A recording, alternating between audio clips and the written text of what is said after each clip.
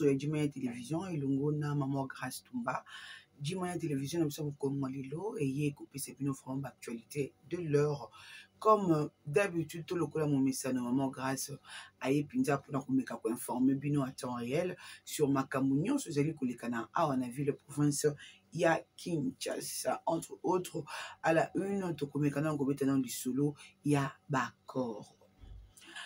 Tango tata mokamineko le président Félix Tshisekedi akendaki na ngambo kuna ya États-Unis abimisaki ba propos pour na koloba ete azana ba corps moko te oyo basala ye na président sortant oyo pardon na komo ya Joseph Kabila Kabange et salaki mo nungu makasi pamba te tomonaki bandiko na biso kuna ya ngambo ya UDPS bandikaki pe pona ko si justifier pona koloba ete batikala jamais kosala ba corps bayebi ata eloko moko te na ndenge ya ba corps mais tolandaki pe susu na ngambo susu tomonaki Corneille Nangaa oyo azalaki moko to azalaki président ya CENI ya 2018 oyo biso na bino toyebi toki ye asili ko affirmer koloba ete basalaki penza bakor wana mais avant to banda toyei kopesa matondi mingi na yo Simo Bakala te pour la ninte na maman Jackie de Colonne.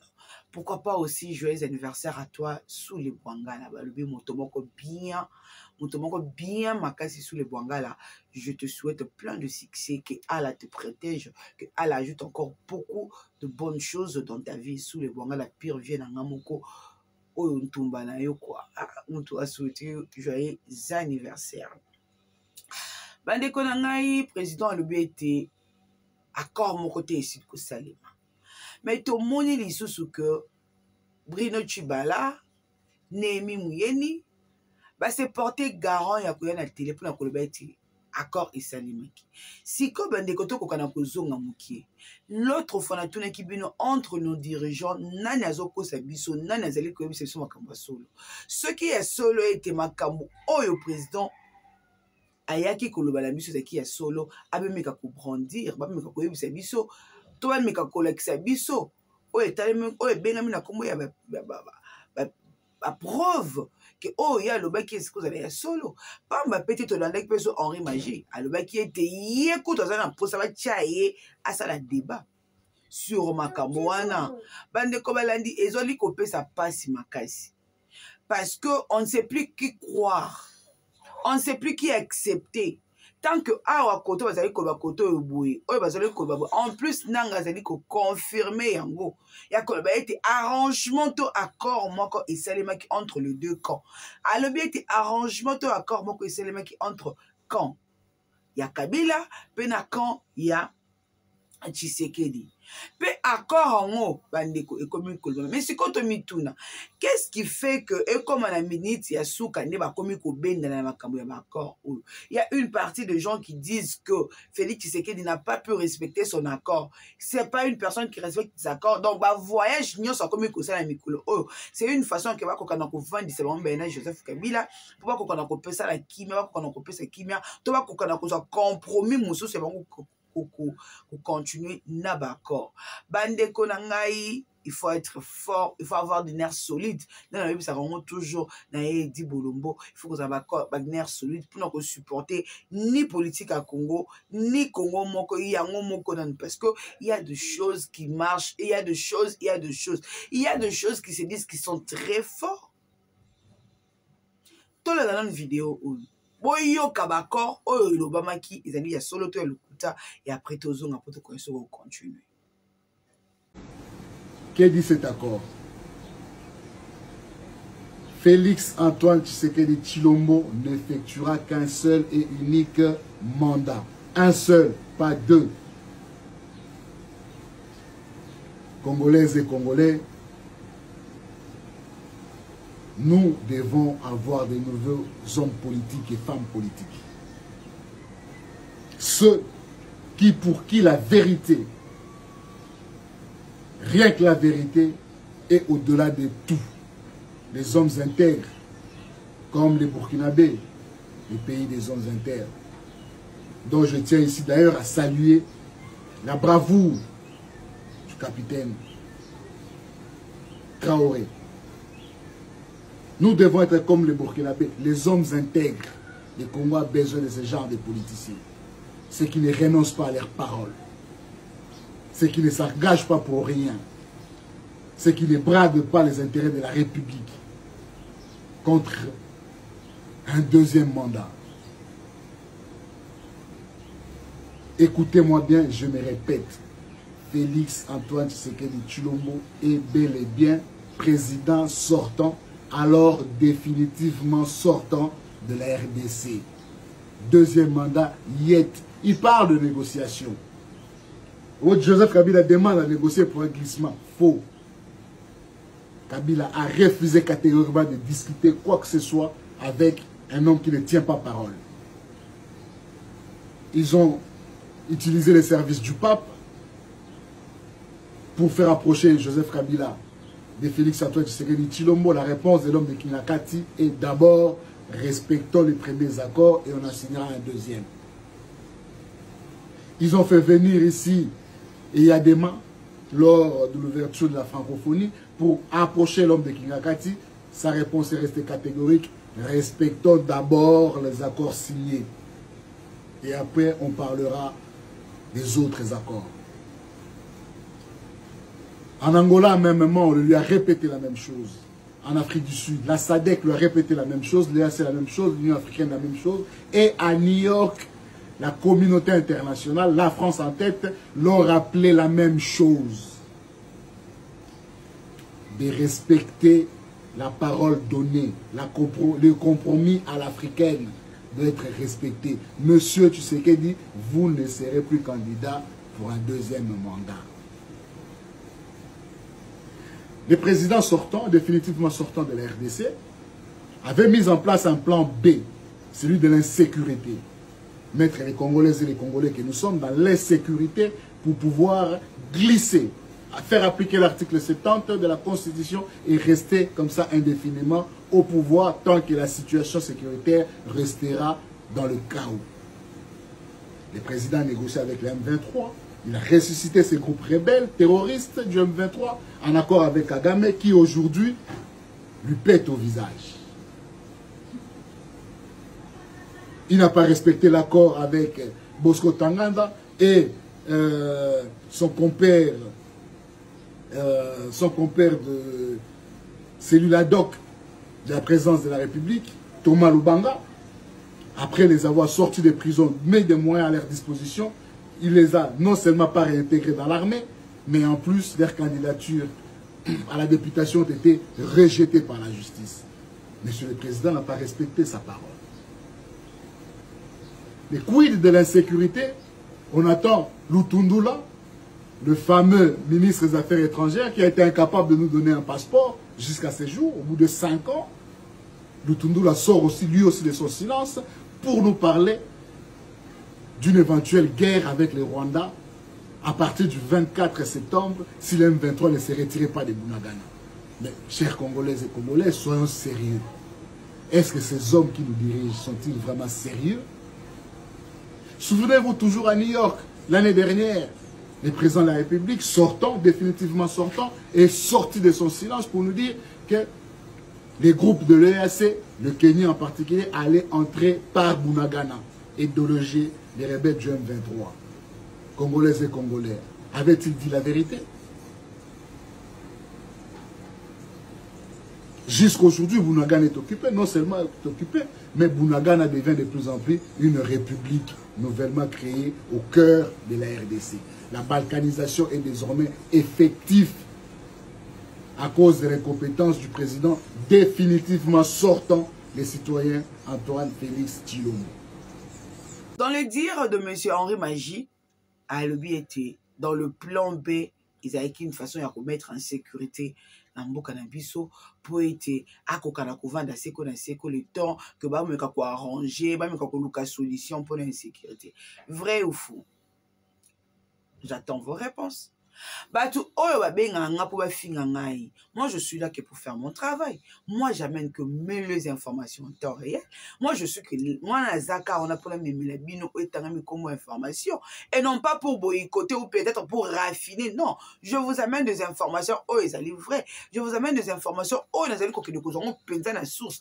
Pourquoi la câblé caca place on a? Parce que j'ai eu 2 conversations.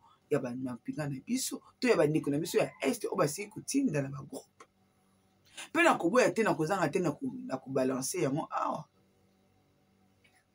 bandeko balandi parce qu'on ne peut pas vivre dans un pays dont on ne comprend plus rien. On ne peut pas vivre dans un pays dont tout est comme boulouillé. Qui a tort, qui a raison, qui n'a pas raison. Non, nous sommes comme maman politique qui a élengayé. Juste pourquoi? Parce qu'on veut peut-être payer le pot cassé d'une seule personne. Parce que peut-être tu as pour couvrir ma bête à motomoko. Non.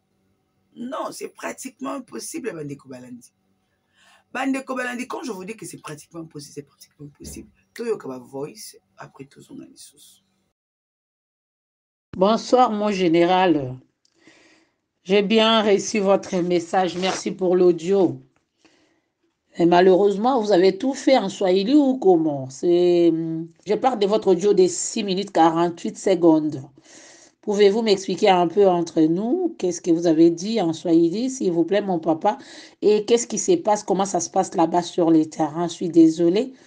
Vous étiez en ligne, vous venez de quitter. Et est-ce que pouvez-vous m'expliquer un peu, en bref, brièvement, qu'est-ce qui se passe actuellement chez vous? J'ai pensé à vous hier, je parlais avec un frère. Je pensais à vous hier, donc merci pour l'audio, je vais pouvoir partager. Mais j'aimerais bien savoir encore un peu par vous-même, qu'est-ce qui se passe sur les terrains? Qu'est-ce que vous avez dit sur l'audio que vous venez de m'envoyer? Merci, mon frère.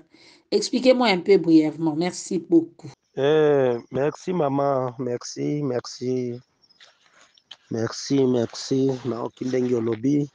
Nazaki audio ana natindi yango pona makambo ebimi awa na Uvira. Makambo kaka ekoti makonflit ya biso na biso ba Congolais pona makambo ya Bafulero na Bavira. Soki monguna ndi akotili bango na kati apesi bango mbongo babanda kobunda bango na bango. Bon, makonflit ekoti kaka ekomi mindondo makasi. Nde kaka na bandi koloba toyoka makambo wana te. Bango nyonso tu bavwanda place moko ndenge bazalaki. Basuma mwa ata mwa bouteille moko kaka meme ya secret bamela bango nyonso kaka moke wana babwaka esprit wana mabe na mai. Babwaka na mai penza bavwanda place moko tobundisa monguna na biso. Batika mindondo ya kobunda na biso batika yango babwaka mosika penza. Nde makambo wana nazoyebisa bango. Batika ma conflit ya kinyangalagata wana batika yango ma conflit ya ezanga tina wana batika yango. Donc batika la kaka na esprit na bango tous les moto azonga epa moninga bavwanda batelema bazala kaka ndenge bazalaki kala. Na yoro soki bayebi kaka tozo kufa pona Kongo na biso, tozo bunda pona mutu te pe tozo bunda pona bato pona mabele na biso. Me bango kaka bazwa rushwa te to bazwa mbongo te babanda ko trouble bato pe bakotisa moninga. Makambo wana toboyi makambo wana mindondo ya kobunda na biso toboyi makambo ya Fulero ya Kivira ya Kibembe ya Kinyindu ya Kindande ya Kiluba ya nini toboyi yango makambo wana totelema kaka tosimba na loboko tokufa pona mabele na biso totika kaka oyo conflit ekoti soki moto akotisi kaka mbongo soki akotisi rushwa na bango wana a distrait bato pe monguna profite biso makambo wana babwaka mosika.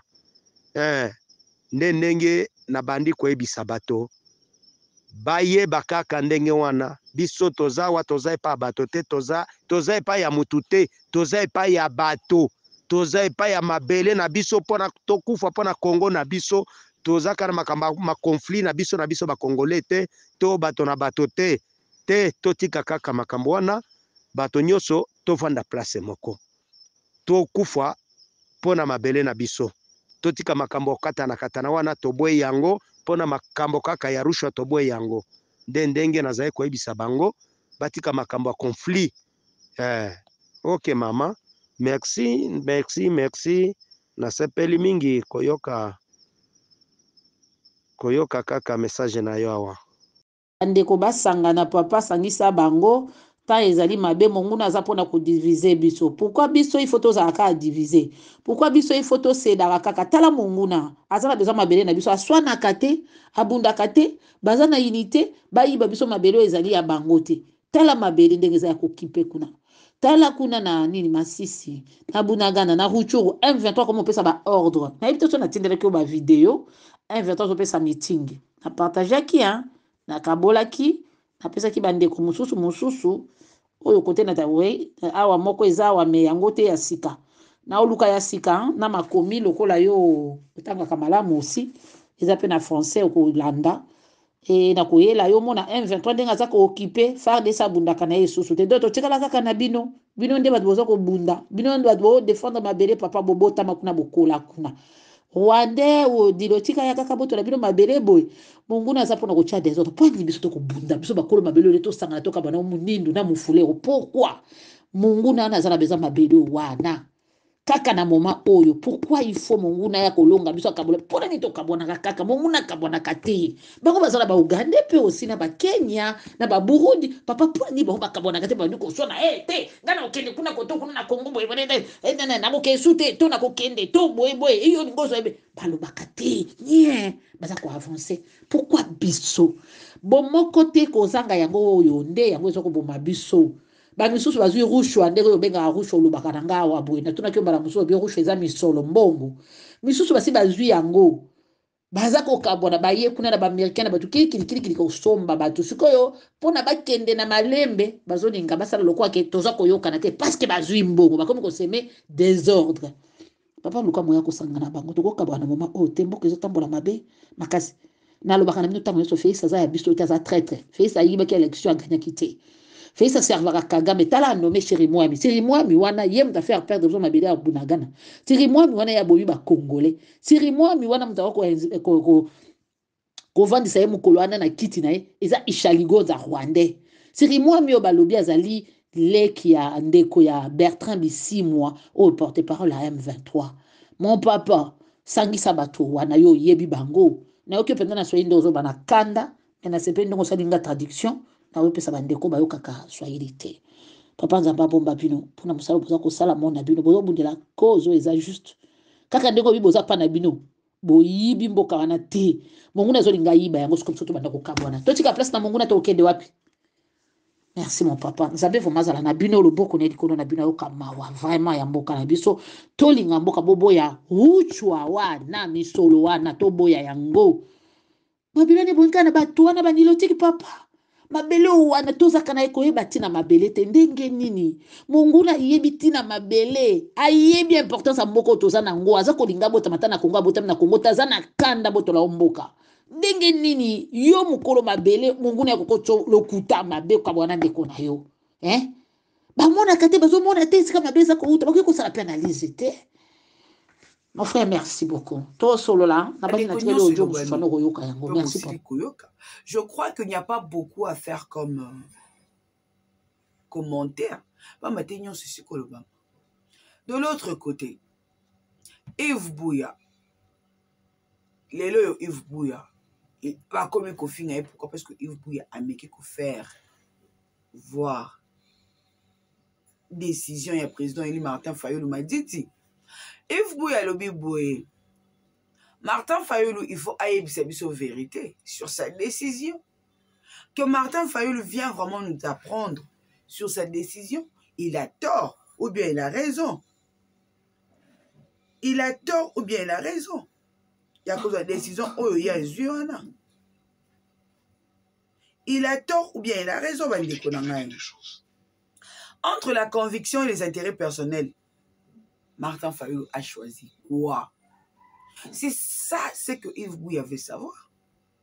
Même la Martin Fayulu, il y a beaucoup de gens qui ont coupé la parents, qui ont coupé la bassi, qui ont coupé la banane, qui ont coupé. Mais quand tout ce monde-là ont cru na combat ya mutumoko, tant on bat tout nyon sona, bandime la combat ya mutumoko. Mais allons-y comprendre. Souci à baye kongomani. Allons-y comprendre. Pas sûr, on va s'y causer un ango. la vidéo ya Yves Buya. Après tout, on a tous les cas la deuxième partie. La politique est faite de deux choses. Des intérêts et de la conviction. Maintenant, Fayulu doit se situer, doit nous dire, sur ces deux principes, où se situe-t-il? Il est sur le plan de la conviction ou il est sur le plan des intérêts? Parce que là, la conviction, il n'en a plus. Il n'est plus dans la conviction. La conviction, c'est qu'il dit, j'y vais pas. Il s'assume jusqu'au bout. C'est ça la conviction. La politique est faite de deux choses. Jean-Pierre Kayembe. C'est soit la conviction ou soit les intérêts. C'est ça la politique. Lui est politique, Fayulu. Moi, je ne suis pas politique. C'est là où j'interpelle les présidents. Je n'ai rien contre lui. Je l'aime beaucoup. Je l'admire, Morou, son courage, son dynamisme, son amour du Congo. J'aime énormément Fayulu. Mais là, je l'interpelle. Le rôle à Moine, le rôle à Leki. Comme journaliste qui a porté sa croix. Qui a même des fois fait la prison pour des fois, en voulant, en défendant ses convictions, ses idéaux politiques. Mais là, j'interpelle le président Fayulu. Où se situe-t-il sur les deux principes évocateurs que je viens de dire ici? La politique est faite de deux choses. Conviction et intérêt. Conviction et intérêt. Selon Yo Azayoapi. Mais qui nous disent maintenant, il doit se situer. Conviction, on n'est plus dans la conviction. La conviction était, et que tu dis, je ne dépose pas la candidature, tu portes cette conviction jusqu'au bout. Tu te dis, c'est ça ma conviction, je m'assume, c'est un choix. C'est une conviction, un choix. Mais le dynamisme de la politique aussi, Yves. C'est ce qui tue maintenant la politique congolaise. La politique est dynamique. Pour faire du n'importe quoi. C'est là où j'ai dit, s'il faut déposer la candidature, il va tomber dans ces paniers de ces politiques qui disent, nous, la politique est dynamique, la politique est dynamique, mais qui leur pousse à faire du n'importe quoi. S'il déposait, il aurait trahi. S'il déposait. Non, il aurait trahi son propre engagement. Sa conscience lui-même, sa conscience à lui. Parce que j'ai vu les présidents élus en train de féliciter l'église catholique, les CC, l'église catholique, mais qui nous disent, quand il avait pris la décision, Cholle lui avait dit de prendre la décision, c'est Cholle qui avait dit à Fayulu de poser cette décision, de ne pas déposer, ou c'est le cardinal, ou c'est Outembi. Et vous avez dit, d'après vos câbles, l'église catholique n'a jamais... J'ai parlé avec des responsables de la SENCO. Ils ont dit, il n'y a jamais ces cadres de concertation pour dire à Fayulu de revenir. J'ai dit en toute indépendance. J'ai dit comme journaliste, en toute indépendance, je vais être indépendant d'esprit. On dit qu'il y a Didier Reinders qui a joué un rôle dans ce changement. Oui, mais maintenant sur le plan pratique, ça ne va pas de l'intérêt de Fayulu. Il va prêter les plans à un processus qu'il lui-même a discrédité. Toutes ces revendications sur le processus électoral made in Denis Kadima, il aura lavé Kadima s'il déposait sa candidature. Et il a totalement désarmé ses acolytes, ses lieutenants. Ses lieutenants, il va crédibiliser lui-même un processus électoral. Et ça, le pouvoir a besoin de ça. Le pouvoir a besoin de ça. Et puis des deux, il va renforcer la donne Kabila, sur le plan principe, qui va rester ce seul politicien congolais quand il prend un acte, quand il prend parole, il respecte ses engagements jusqu'au bout. Fayulu va donner, qu'est-ce qu'on dit, une image à Kabila des normes, des principes. Au regard de tout ce que Kabila a fait aux Congolais pendant sa gestion. Il va encore donner une image à Kabila que c'est un homme de principes et une personne respectueuse de ses engagements. Et que lui, Fayulu, sera honni dans l'opinion. Il perdra en crédibilité. C'est là où je dois présenter. Et du coup, il y va. Il n'est pas encore trop tard, nous ne sommes pas encore les 7. Je n'ai rien contre vous, monsieur le président élu. Mais je veux comprendre une réalité comme une personne. Vous pensez que sa nouvelle position est suicidaire? La position qu'il veut aujourd'hui adopter serait une position suicidaire pour lui. Merci Mingi. Na tombe disposé à Kolanda maman grâce. Bozoyo kabino moko ninga makabino c'est kolobama. Les côtés kabino modlanda deuxième partie oyo ezali ki oyo ezali ki invité sur le quoi Dieta Kabuya, je meki mokolo malobi. Après tout kana kozongana, tout kana kolakana. Merci Tolanda. Voilà, bande kobalandi, tozali en direct na téléphone na mwana mboka Dieta Kabuya la faoliste oyo bison stoyebi azali en direct ya mikili mwa poto mwana mboka Dieta Kabuya boni santé boni makambo nyonso. Bonjour, grande journaliste Yamboka Nanga Congo. merci beaucoup vraiment naza malamu mais na moni obosani kolobela arrivé à Fayu il y a la Fauliste na Congo ndenge bapekisi non kolobela ngo c'est juste salutation na pession mbote. Merci beaucoup, merci. La journaliste naza très bien par la grâce de Dieu. Ezaka kabino tozomona kaka ndenge bino bozo souffrir na pouvoir ezali en place. Wana za mwa biscuit nanga.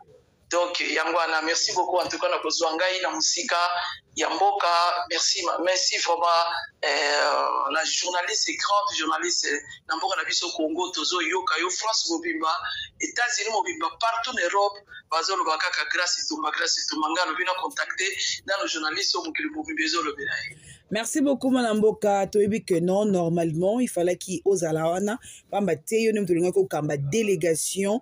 Oyo elingaki eya na cotisation oyo il fallait qu'il président élu pour peuple congolais mutu ake kotika e pour akende ko déposer candidature na ye yo nem tozaki tête il y a délégation na malheureusement okoya lisusu te nini yango okuta nango oyo ko sala ete okoka na kozala te na kati ya délégation na.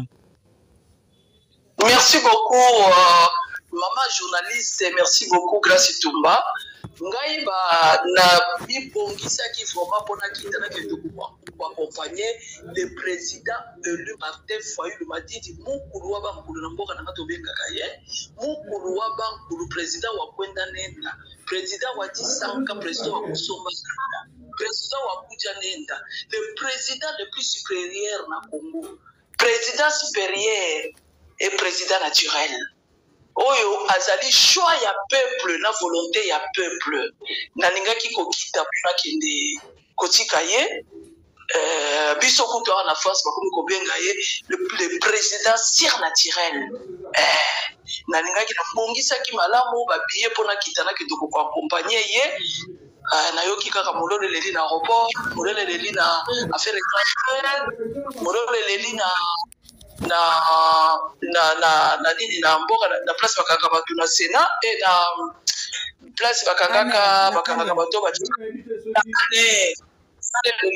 molole leli wana mama azali Fayulu mama wana mutu atiaka biso moto na kuna na poto mama wana mutu atelemelaka Félix Tshisekedi mama wana ifo mama wana ya mwana mulolo tango lelaki bon na yaki lokola mboka na eza na démocratie te eza mboka moko ezanga respect eza mboka moko eza na bato baza na droit de l'homme eza te droit ya peuple eza te et droit ya s'exprimer eza te na lobi kaka soki ba na kei kuna te ba lobi ba ko imilenga ba kolongola bilamba ba kobotela nga ba makamyo na zona ngo ya wana peuple lobi mama fanda okuyata moto kozwa pouvoir na biso na mbalo yo Félix il doit partir parce que mboka ezo mona pasi mama.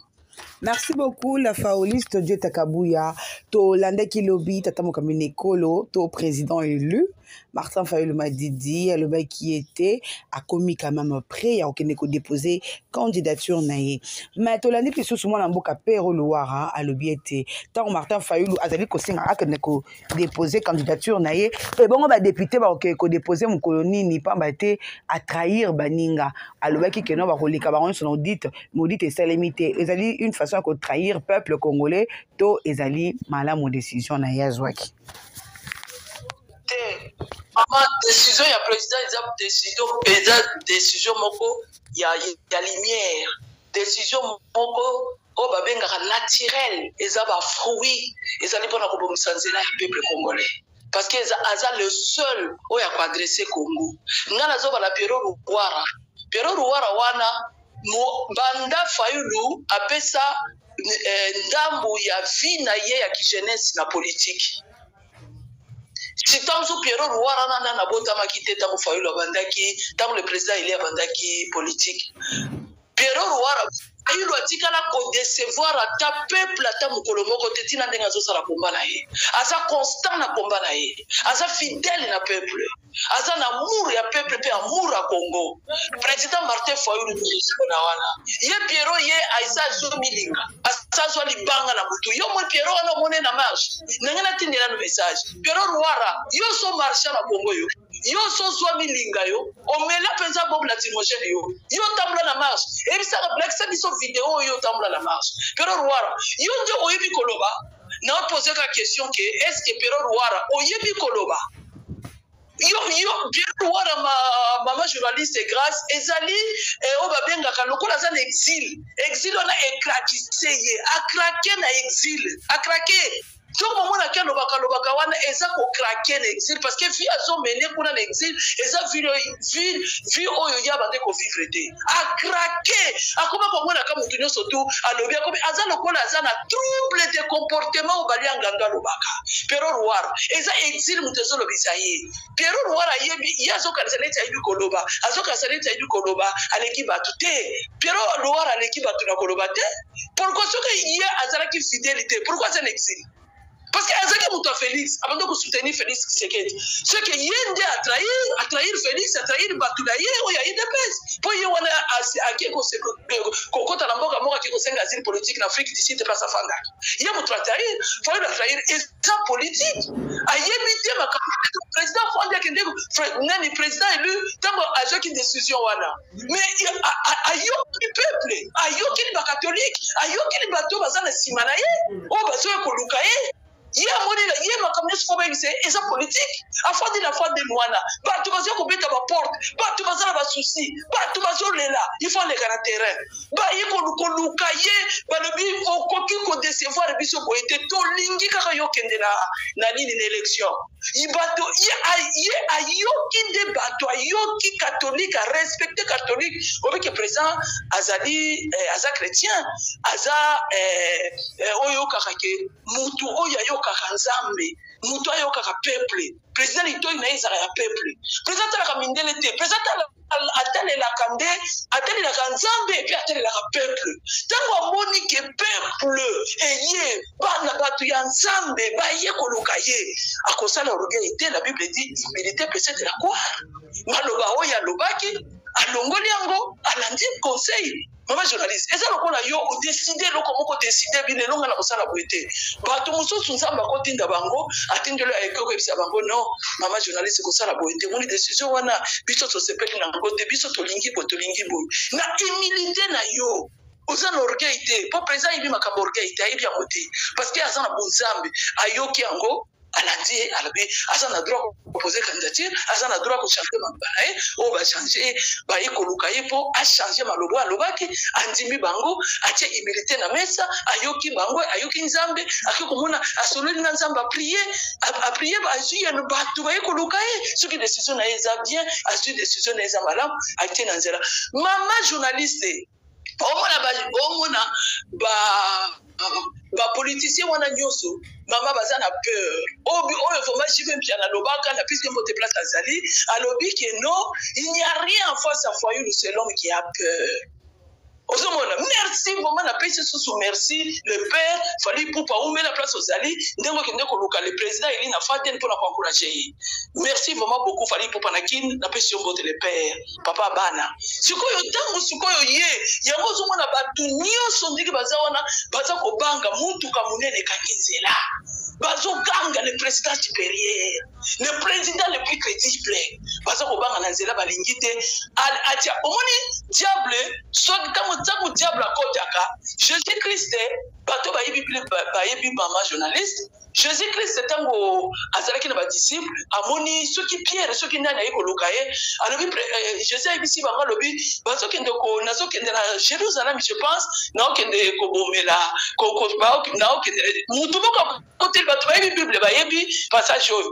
Mutu moko à côté nani diable à côté li ceux qui Pierre, ceux qui nani à côté la ici non Zambe ko kende place wana te. Jésus bala boka pe mi l'esprit wana. Et kende ki poni parce que elingaki e kaseye destination Zambe a préparer ki pona ye. Jésus suko lokola azaki Zambe amona ki makamona musika. Ndé moko na le président ele bato moko ka bakoti kaka na kindoki na bango président bonaboye mpona kaka président leka na nzela te parce que bamoni étoile na ezopela yango moni Félix ye moko aprophétisaka alobaki le changement s'appelle Martin Fayulu Madidi. Maman Fayulu aza changement à Congo, Fayulu aza na calcul à Nzambe, c'est un enfant de Dieu, l'ami de Jésus-Christ, parce que Nzambe alobaki nous sommes ses amis. C'est comment un mboka la favorite motuna na biso ezali boye tango président élu azokende composer candidature na alors comme un président sans majorité parlementaire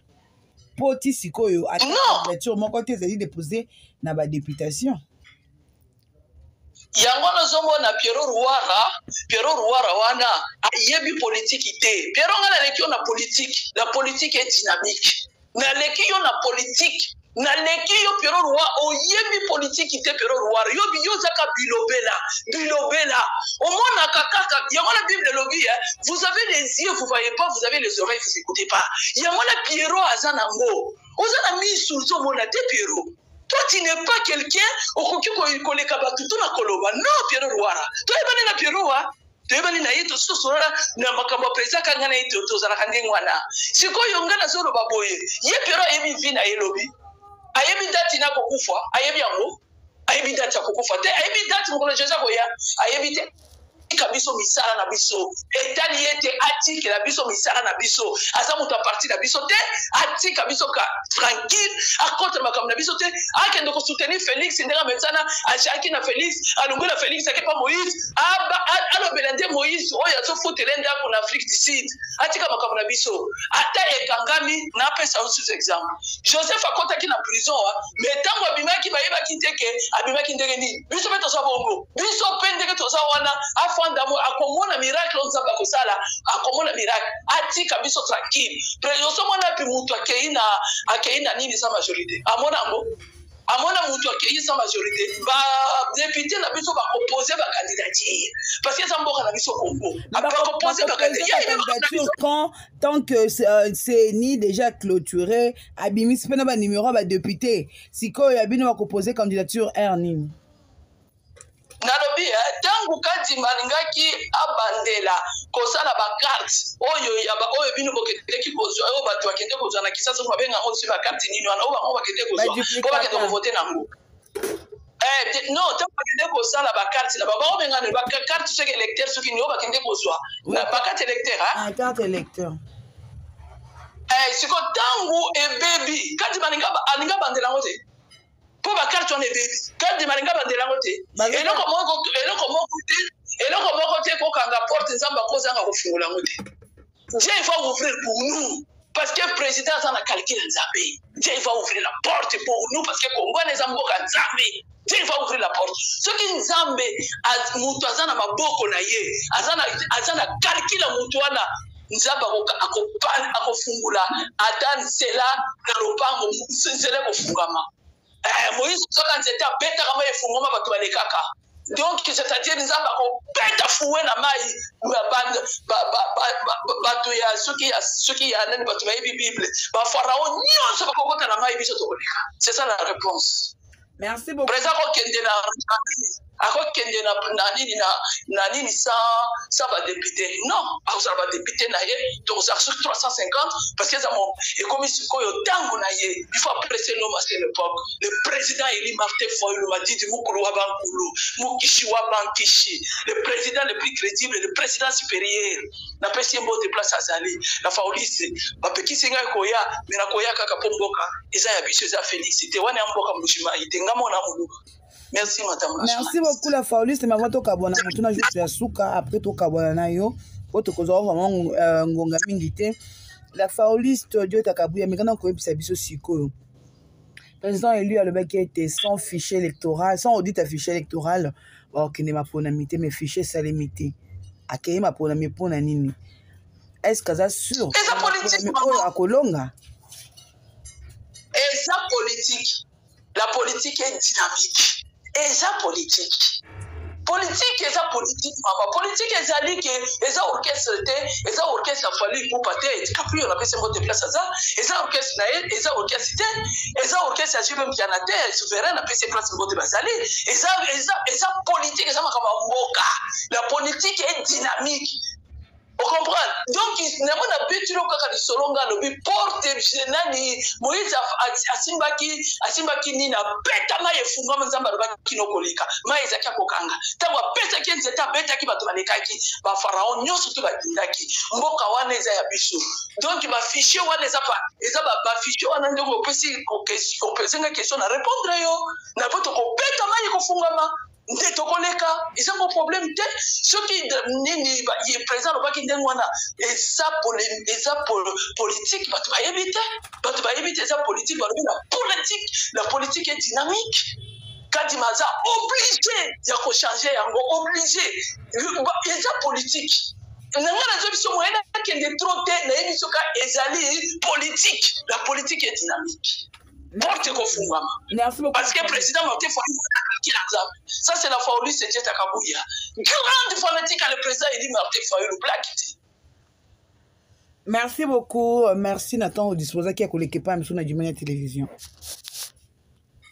Oui, mais merci beaucoup la journaliste. Na nka na pesa kambote ya musika na pesi vraiment DiCaprio fallait pour parler père na pesi mbote place azali papa na bana papa malamu na pesi susumbote na honorable Chituka waba Chituka aza honorable aza candidat na Congo na pesi vraiment mbote comme ne Titi Chituka a posé qui candidature na ye dozo zela donc aza yeka député vraiment na pesi le 100 place azali azwa penza mbote na ngana musika toyebi ke kakwa kokoma na pesi susu mama na bala na biso Kelly Kabuya na pesi susu bango susu mbote place bazali. Merci beaucoup maman journaliste et la favoriste. Merci beaucoup. Merci mingi Nathan vous disposez qui a kola na maman grâce tombation Jimani télévision maman grâce asinga binoka eloko moko vous continuez à s'abonner na ko aimer pour anité ko partager ba émission na biso quant à moi et toute l'équipe de Jimani télévision on vous dit bye au prochain.